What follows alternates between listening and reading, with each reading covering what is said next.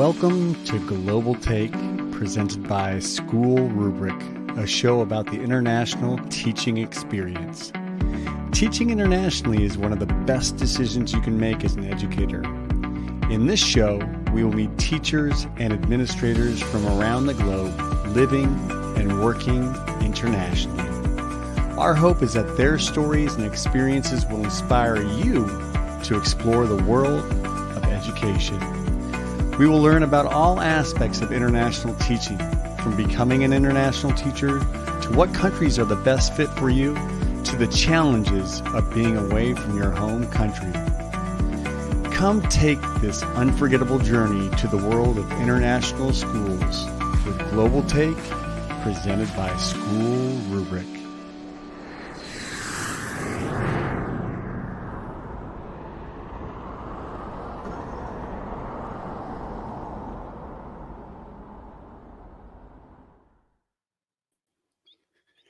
Good morning, good afternoon, good evening, wherever you're tuning in from. Welcome to Global Take, presented by SchoolRubric. This is a show that's all about connecting teachers and educators from around the globe. We are excited because I have some amazing people joining us today to talk to you about tips for landing your first or next international teaching job. I wish I would have had this when I was looking for my first job or my next teaching job.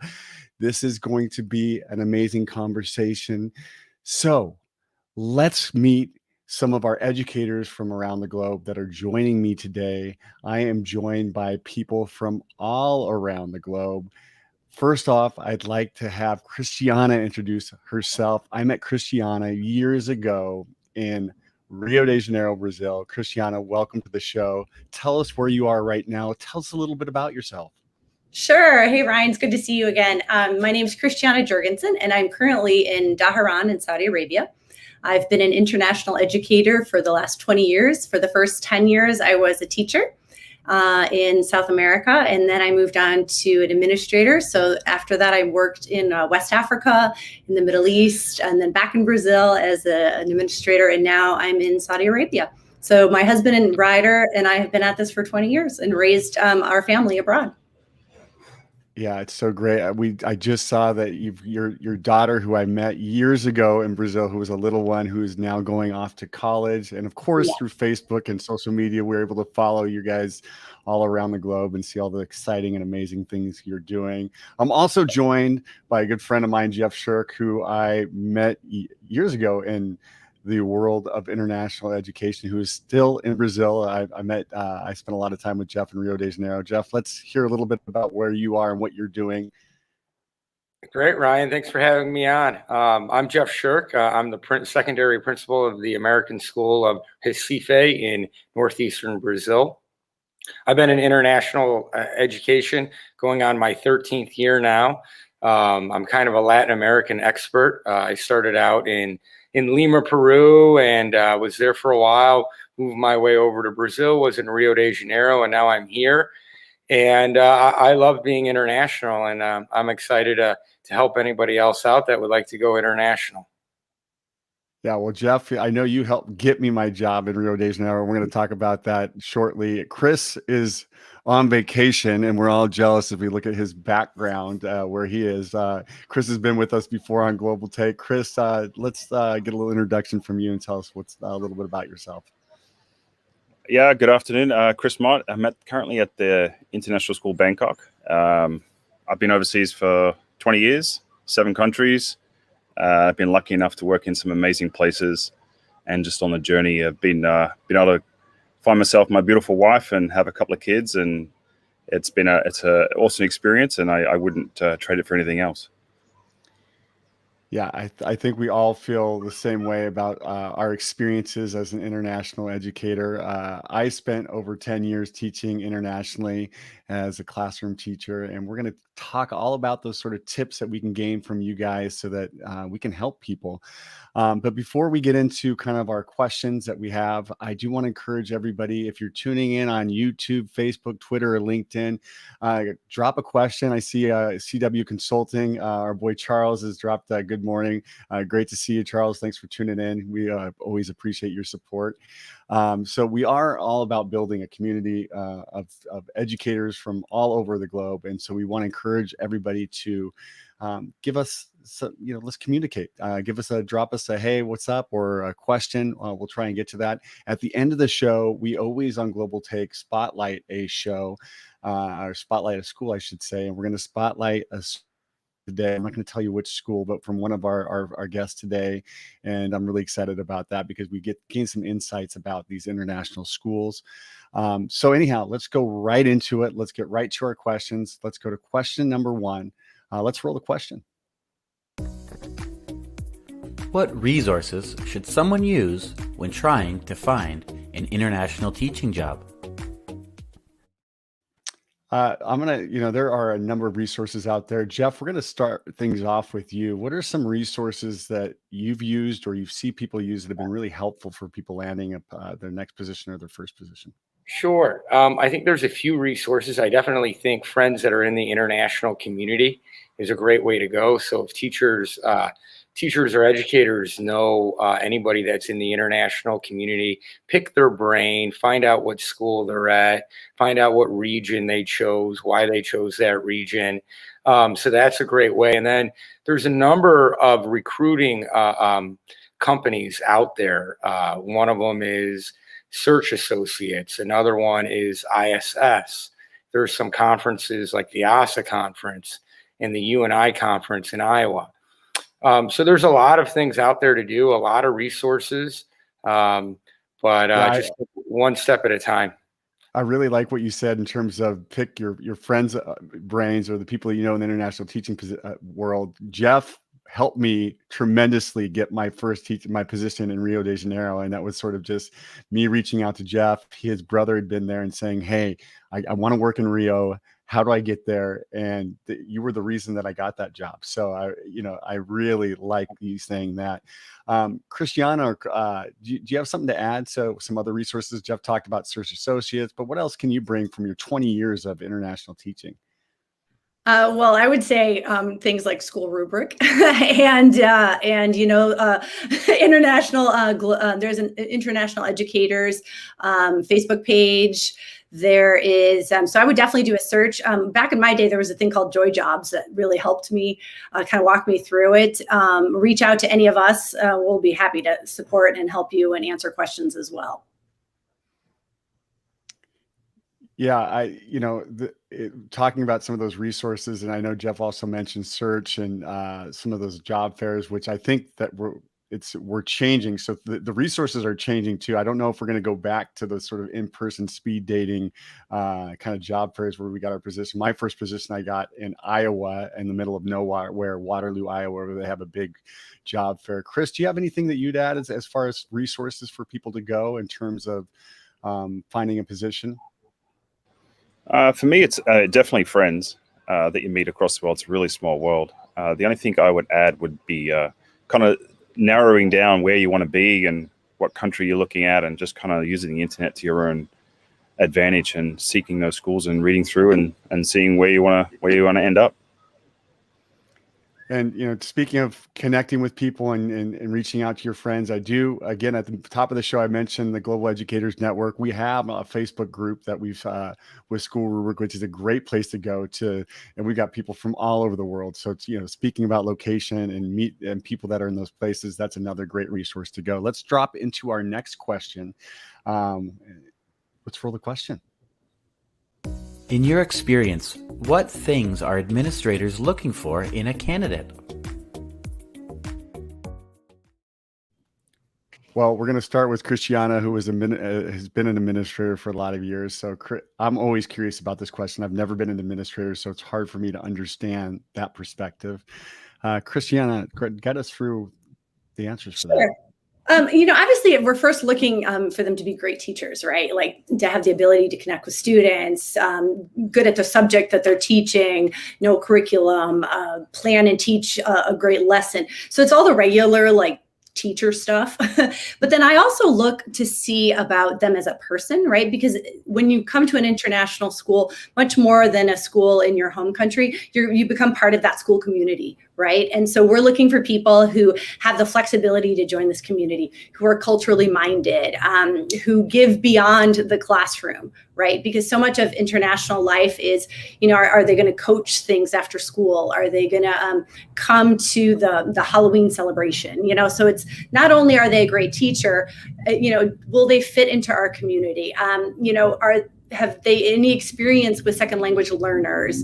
Are they a lifelong learner? Are they open to new experiences? So I think more than jobs in the United States, you're looking for the whole. You're looking at the whole person, not just who they are as an educator, but what they can bring to the community as well. And sometimes that is just as important as being a great teacher. So that's what we look for.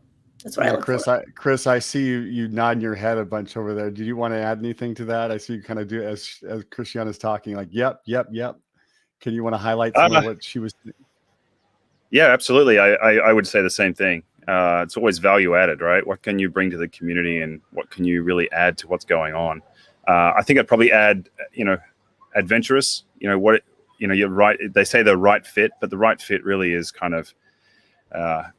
Are you going to land and be comfortable? And that's what I find administrators are always looking for, is the ability for families to land and just kind of get into the swing and get involved in the community and have a good time, but just make sure they're giving back. Yeah, when you talk about sort of that adventurous spirit, it's not always the educator that looks best on paper. I know that we've all been in schools where you've got some amazing resumes, and then that person, you go on Christmas break, and then all of a sudden you're like, where did that teacher go? They just weren't, they weren't happy being away from home, and then all of a sudden they're gone.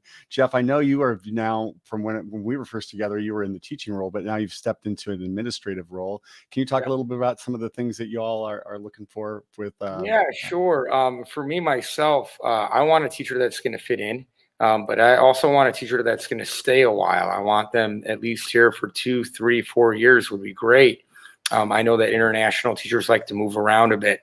So when I'm looking at a resume, if I see that a teacher has done what we call a lot of one and outs, they've been at a school for 1 year, or maybe they broke a contract and that's continuous, that's kind of a red flag for me. Another thing is I like teachers to be very flexible. Because in the international community, like Cristiana said, there's a lot of events, there's a lot of activities, and we want teachers that are able to, oh yeah, I'll do that, or okay, no problem. Just be flexible. And then in curriculum as well, when teachers come to new schools, a lot of times, they develop curriculum. So flexibility is very important. You're talking about staying a while and that kind of that tainted mark of not making it through your contract. Well, I broke my last contract, and it was really almost like international. I went into something completely different, but that was, it's really important that sticking through your contracts and because you are a red flag after you kind of break your contract once. So you said that the flexibility, I think, is really important. We do have a question from the audience that I do want to kind of talk on. What was your favorite global location, and why? Did any location surprise you? Cristiana, we're going to start with you. I love these sorts of questions from our audience. Thank you. Yeah, that's a great question. And what I think is super interesting is it kind of depends on where you are in your life, I think, in terms of what you look for in a place, and how much a place is a good match. For example, one of the first places we went to was Salvador Bahia in Brazil. And at the time we had little kids, right? So living right by the beach, that's all we needed. We didn't make a lot of money, but we took the kids to the beach, they got their popsicles, we came home, and life was good. But then it got to a certain point where the money became a little bit more interesting to us. Now we have 2 kids, they're going to go to college. Now starting soon, my daughter's going to go to college. So then we started looking at a place that could, more money. And so then we went to a school. We went to Nigeria, and we made great money, and it was an amazing community of teachers. Probably academically one of the most rigorous schools I've ever worked at. So it just kind of depends on where you are in your life. If you're a single person, you may want to go to a place where the nightlife is interesting, or if the nature is interesting, if that's what you're in. But then if you're a family, maybe you're going to look for something where kids and part of the community. So So I think it just really depends on where you are in your life and what you're looking for. And you'd be surprised at the fits that work for some people and don't work for others based on their on where they are in their life. That would be my suggestion. Yeah, I couldn't agree with you more. I'm looking as you're talking about, if you're single, go to, I spent years in Colombia and in Brazil, and then now as being married, it's completely different what your priorities are. Jeff, what has been one of your favorite places that I you've think been my to? most memorable was my first position in. We're going to come back to Jeff as he's a little bit frozen there. Chris, do you want to kind of let us know where your favorite international or global location is and why? Yeah, sure. Absolutely. I want to say I completely agree with everything's been said. It depends on where you are in your life. I started in my second place was in Oman in Muscat as a single guy in the 20s. Probably not the best decision of my life, but I learned a lot and I moved on. But probably no favorite, but everything has such meaning. I met my wife in Japan. We were married in Thailand. My daughter was born in Istanbul and my son was born in Abu Dhabi. And I just learned that, Jeff worked in Lima where I just moved from. So every place I've ever been at has always offered something. And I think that's part of the fun. You just don't know what you're going to get. Yeah, I think that's part of the fun of taking a little bit of each culture and using that to make yourself a different person. Jeff, we're going to come back to you because we lost you there for a second. Yeah. No, my first post was my most memorable. It was in Lima, Peru, and I just loved it. I loved the people there. I remember coming home from work, and my portero, basically the doorman, would be like excited that I was back, and he'd be teaching me salsa dancing, and guy named Pedro, and just great, genuine people. And Peru's a very exotic country. You have the jungle, you have the high Andes mountains, you have the ocean. It was a great time. Yeah, well, I would just kind of say, as you guys are all talking, for me, it was Rio de Janeiro. That's where I met my wife. That's where I met Cristiana, and that's where I met Jeff. You build such strong bonds with the teachers that you work with. We're going to roll right into our next question. So let's do our next question. What kind of person tends to do well in an international teaching environment? Now, I think we kind of talked a little bit about this with that adventurous spirit, Chris, you talked about. But Cristiana, do you want to kind of expand a little bit on this? Yeah, sure. I'll give you an example of something that was a red flag for me as an administrator. I was interviewing somebody, and it was their first international job. And the person said, "I want to know about organic food because I only eat organic food." And at the time, I lived in a place where organic food was not something that was readily available. And so that was a red flag for me, right? Because a lot of the people who do well in international schools are people who go with the flow, people who, when they get to a place, appreciate what the place has to offer instead of bemoaning what they left behind. So instead of saying, "Oh, I can't get peanut butter," it used to be you couldn't get peanut butter. Instead, they're going to enjoy what the country does have, right? So, sense of humor, go with the flow, appreciate what's there. And the whole idea of approaching a new situation with curiosity, right? Not instead of like, this is not like home, but like, wow, I'm doing Zumba on the beach in Africa, and this is something I would never be able to do at home, that my colleagues at home wouldn't even consider. So that's the kind of stuff that I really look for when I'm interviewing. And I think when people arrive, what makes them really thrive here. And that whole idea that things can change. Maybe you were hired to teach second grade, but when you get there, you're going to teach fourth.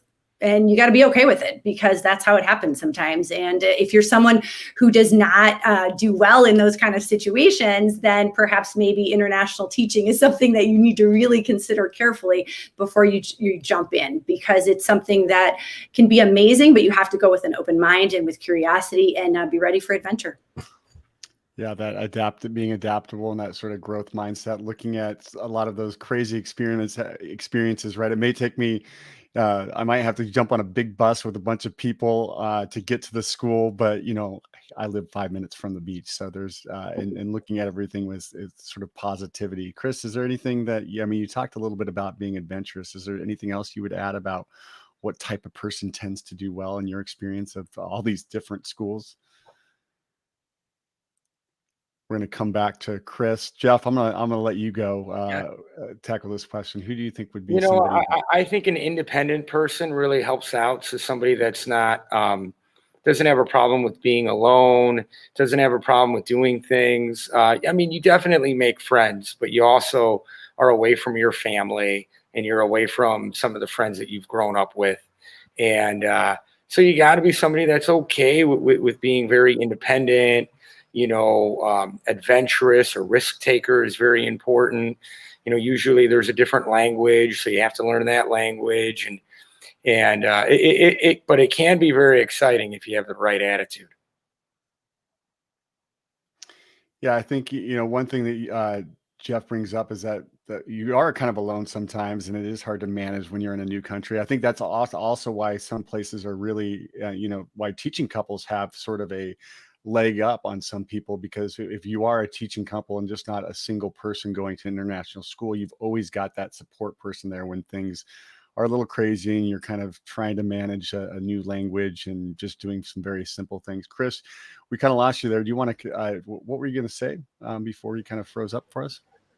Yeah, sorry. I was just going to add that adventurous and all those things, absolutely. But there are so many international schools around the world, and there's just so many different places for so many different people that I think a lot of people that are, in my experience, a lot of people kind of find out that they are adventurous when they just first take that initial leap of faith and just jump into it and see what happens. And if it's not for you, you know what? It's 2 years and you've just been on a beach, or you've been in a jungle, or you've been somewhere else. I mean, what's worse? I mean, you could stay in home and build a garden shed. That's also great, but why not just get out there and see what happens?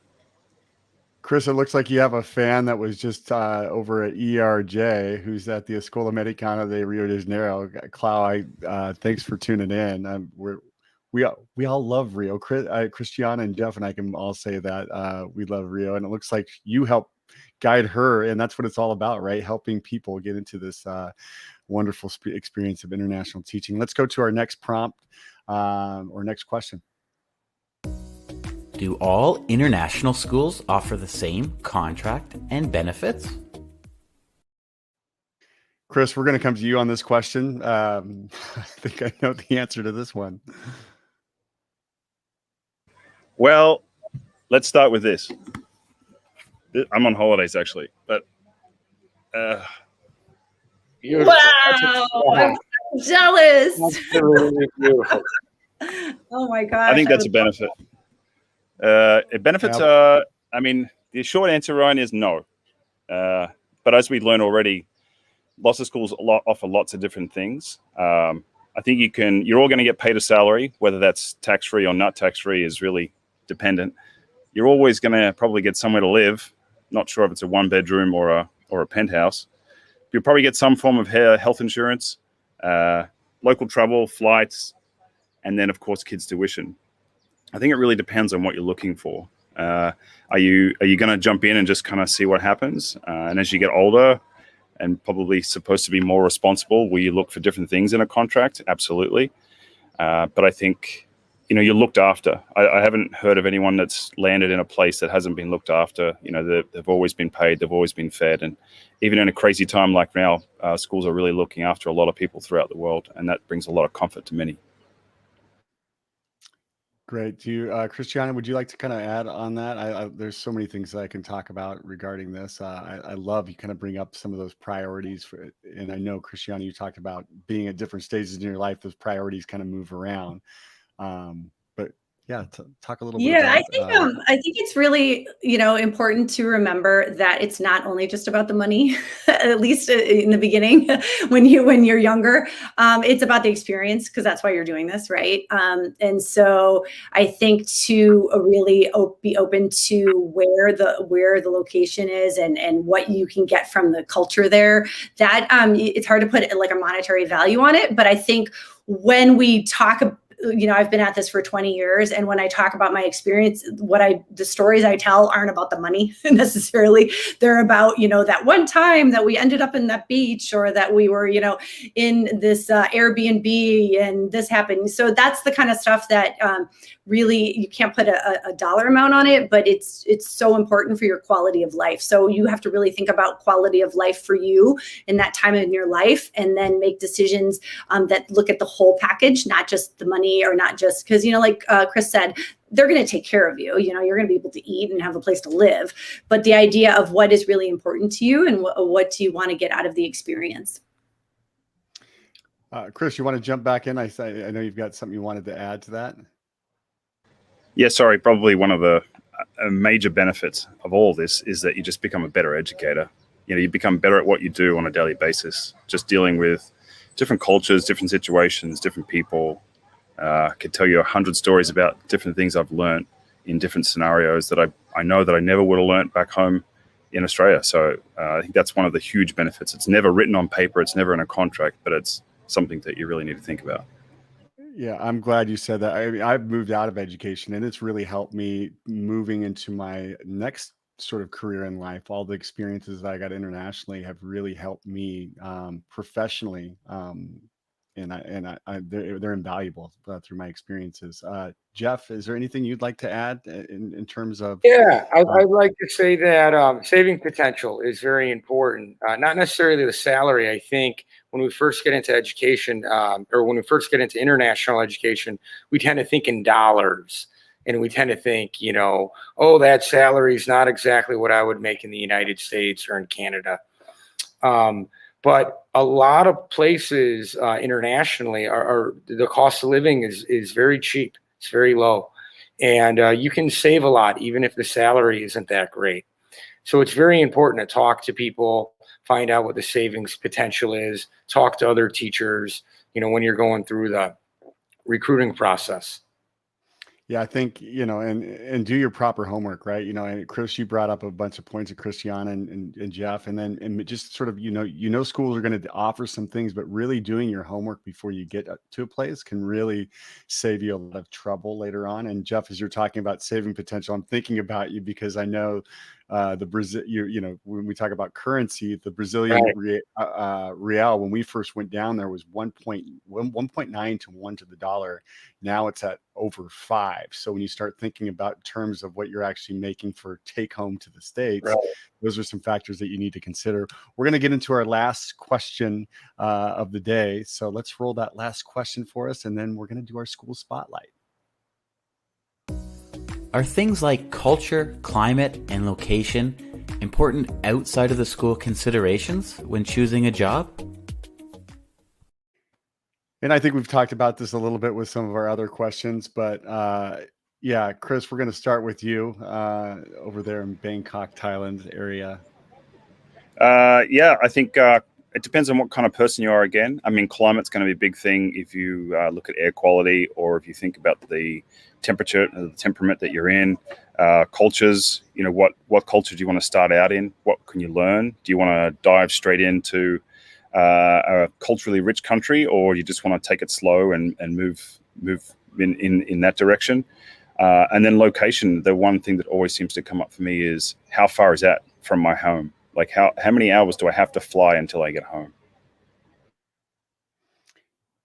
Yeah, we location, I know, is something I'll talk about with the poll that we did in Global Educators Network here in a second. I also, as you were talking, one thing I was always thinking about is when you go to that first place, what are some things that you can personally gain or professionally gain?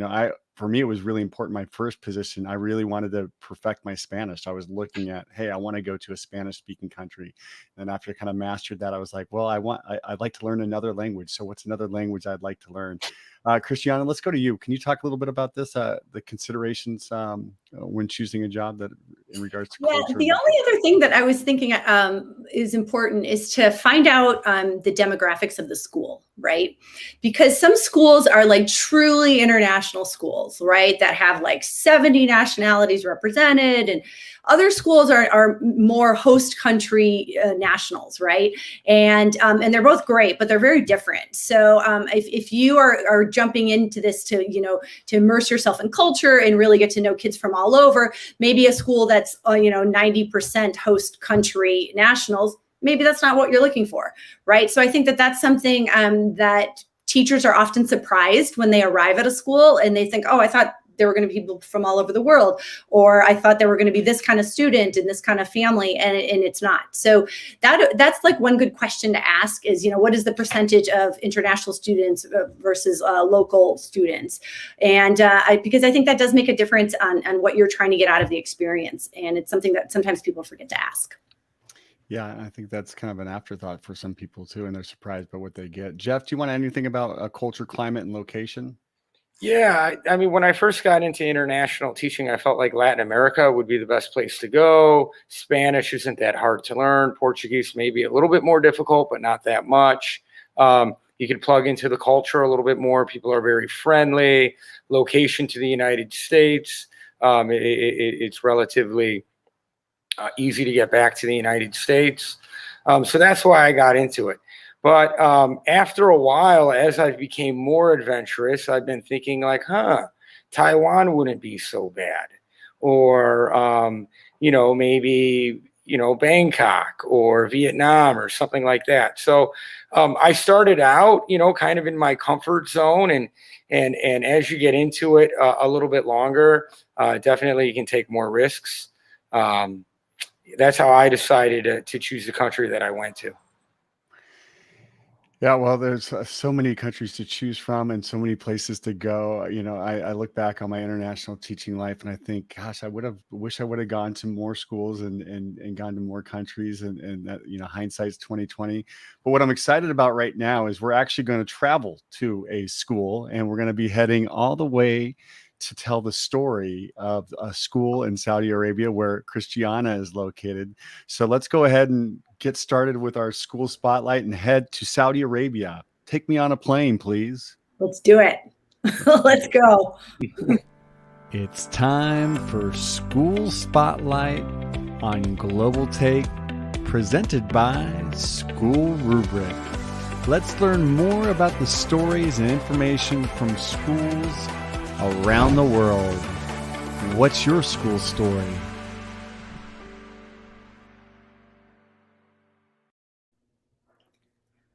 All right, so Saudi Aramco Expatriate schools, we're different than many schools because we're a whole school district. So we have quite a few schools, and our students are children of employees of the company. So everyone we work with and everyone we live with in the neighborhood, we all work for the same company, which is Saudi Aramco, the world's largest oil company. So it makes it a little different. It also makes it extremely well funded, and there's some benefits that maybe you can't find in every school. You do have to be North American certified, which is a little bit different than some of the other schools. You live on camp, and you work and live with the teachers and the parents and the students. So that's a little bit different. We have a lot of nationalities. I think we were up to, like 70 nationalities. So our school is extremely international, and we have great parent support. And my husband and I have been here since 2013, and we really love it. Wallace, can you go to the next slide, please? Awesome. Yeah, we have, like I said, kids from all over the place. So, you learn, we're in Ramadan right now, which is, a Muslim holiday. And so we're all observing that. So we're, at school, the kids fast during the day. So there's no food at school during the day, except for a room where the kids who aren't fasting go. There's a ton of professional development that we have because we're so well funded, and we have schools we go all the way up to grade 9. So that's another thing to consider, that if you have your own kid who is older than grade 9, grade 10 or above, they usually go to a boarding school in the United States or in Europe. We have great facilities. We have schools on the beach. We have schools that are in our compound. We live on a safe compound that my compound has 15,000 people who live on it. So we have movies and restaurants and grocery stores and bowling alleys. So we live and work on the camp, and it's extremely safe. I haven't locked my door since I moved here in 2013. We leave our car keys in the car so you don't lose them.